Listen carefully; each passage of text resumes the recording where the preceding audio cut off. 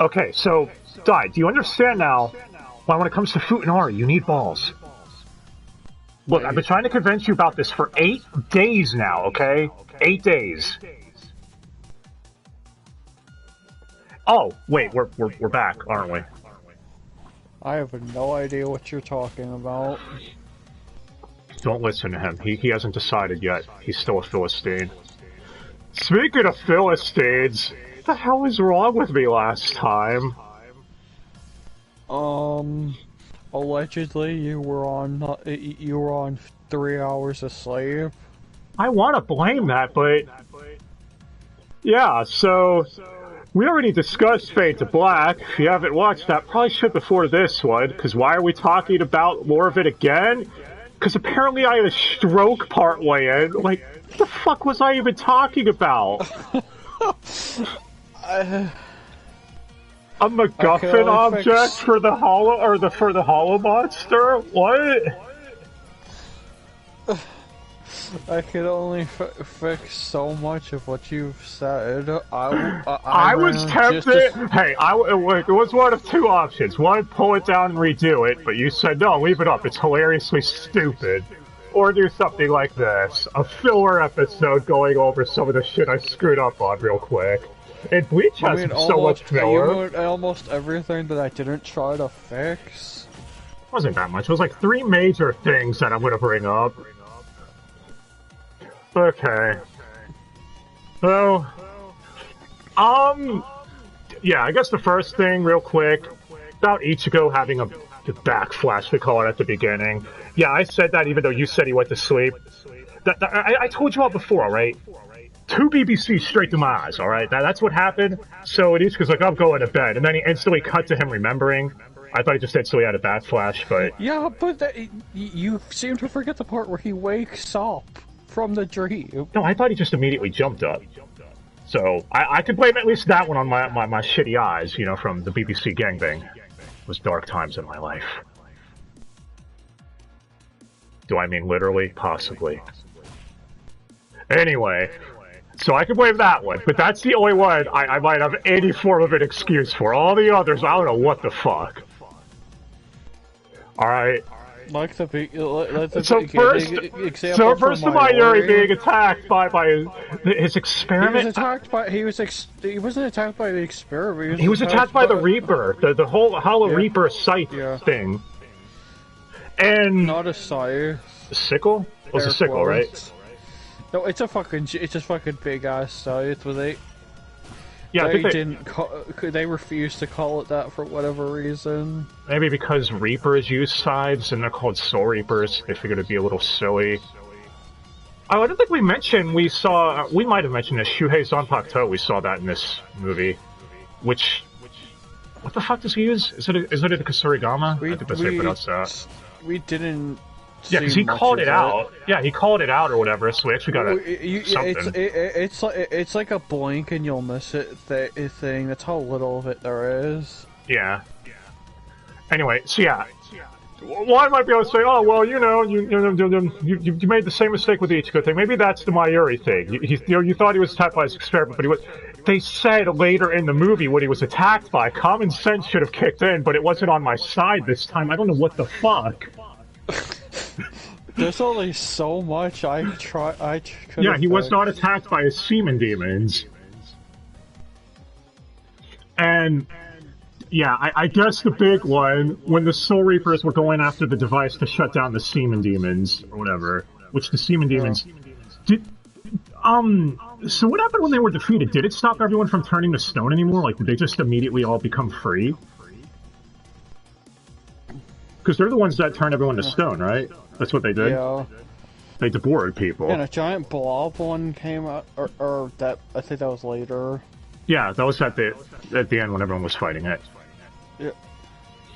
Oh no, I think, pretty sure.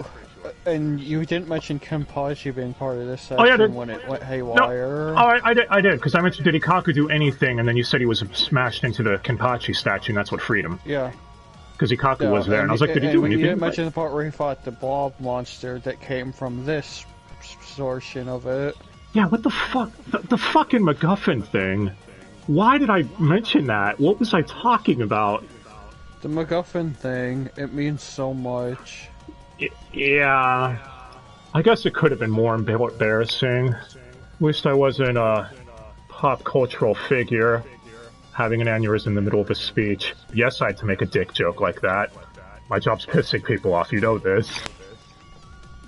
Anyway. Use of aneurysms out of pure stupidity. Exactly. Wait a minute. Anyway, so, yeah. I guess the last thing, or real quick, about the movies, we didn't even touch upon the themes of the film and explain how they brought them across, you know, with how, oh, years ago, we could have been friends in a past life, and bonds are so deep that they could transcend descendants and ancestry or some shit. Because at the end, Ichigo was telling Ruki, he's like, you know, we could have been friends. Like, our great-great-great-grand ancestors could have been friends. And that might be why we're friends, because fate. It's all cheesy shonen BS. But yeah. Also, my dad was a Soul Reaper, but I don't know that yet. He's also Patrick Seitz. I hope that doesn't get silly later. Anyway. Yeah, so... And of course, we did mention the Renji line, where he's like, my mind says I shouldn't trust you, but my soul says you're my buddy!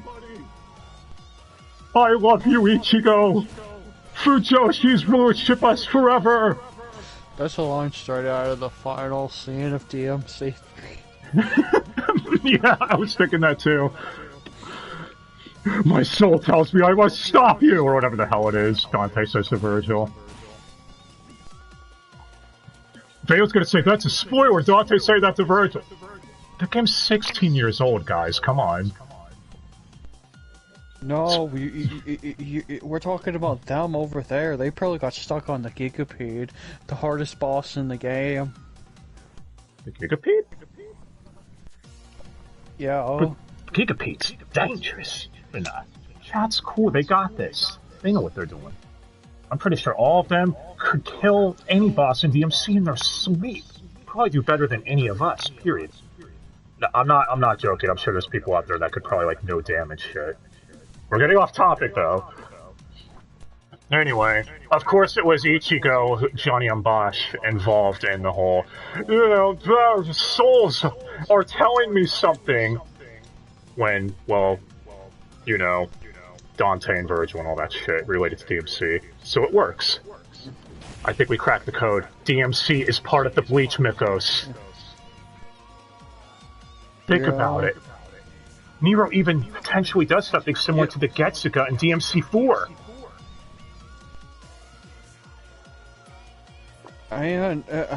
And he fights a frog. And he's voiced by G-Wipe. Oh my god, and Johnny Ambosh was the frog in Power Rangers. How deep does this rabbit hole go? Okay, alright, fine. We'll bring it back, because we're getting way too out there. Because then otherwise we could say Rukia as Michelle Ruff, who's also Yukari in Persona 3, which means that every one of those Zanpakutos are similar to Personas because they're part of their inner psyche, and okay, we really need to stop. Anyway, guess the last thing to quickly talk about, I mean, I don't think we even mentioned how good of a voice actor Richard Consino is, you know, the Shizuku, the male one. Yeah. Could you even tell that was Kenshin? No, but then again, how often do we really even hear? Yeah, but again, we recently did The Bouncer, and he's Duragon in that. And then in Resident Evil Dark Side Chronicles, he's Alfred. Have we even uploaded that yet? No, we haven't. But I'm just saying, like, for people who've played RE. Oh, you're talking about The Bouncer? We did. That's it. Went up a while ago, actually. But yeah. And also, I mean, dude, he's King Nosehair in Bobobobo. That show is so fucking weird. Bobobobobo? Bobobobobo. Anyway. Yeah, so, honestly, we did say this. Why don't they use him more? I'm pretty sure he played bit characters throughout Bleach so far, but no one major. Instead of fucking J.B. Blanc all the damn time. Or Laura Bailey, especially. We already complained about that, though. Yeah, she doesn't sound like Ghostface. You know, that would be pretty strange if she did. I want to hear it now. I really do. Know Bates is the best part about the struggle within. Clock Tower for life, yo. Okay. But yeah. And now you can go into a little more detail if you want about the animation. I take it it's much better than the anime. Yeah. Movie, animation, budget flex, yada yada. Nothing silly like in Memories of Nobody when it was just people standing in the background motionless. While Ichigo and Senna were talking. I mean, that is a thing that happens in a lot of anime. Yeah, but in a movie, like, when they're trying to flex their animation penis. Yeah, it's like, guys, stop. If you're gonna have a still shot of two people sitting at a table with background characters, at least have them move, or... Yeah, give them a walk cycle. Give them a cycle. Even if it's just them walking back and forth repeatedly, it would look silly, but most people might not pay attention. In the background, just motionless. It's like, man. Maybe they're staring into each other's eyes. They're having a staring contest, or... Yeah, that's one of two things. Staring contest, deep in thought, or... Man, that guy across from me right now. I'm totally gonna fuck him. It's one of those three things. That's what the people in the background tables were doing. Definitely. And you might be saying, what if they're sitting alone? Yes. But okay, so, seems we don't have any of that this time. Yeah, we already said this movie is actually good. I think we might have had... There could have been one shot like that, at best. Yeah, and... What was Hinataro even in the film? I don't know if I brought that up last time, but... Seriously, why was he there? He was in one scene, saying something like, well, my hands can detect someone's soul if it's in danger or distressed if I touch them. Woof. And he just fucks off for the rest of the movie. Well, he fucks off for mostly the rest of the series. No, we just saw him last time for the, remember he was there healing Rukia, and then he got injured. So he's still around, kind of. Unlike Ganju. Ganju will be missed by no one. I mean, it's after his boar got killed in one of the Soul Reaper illustrated guides. I think that was when he officially disappeared. The depression was so much, he couldn't take it.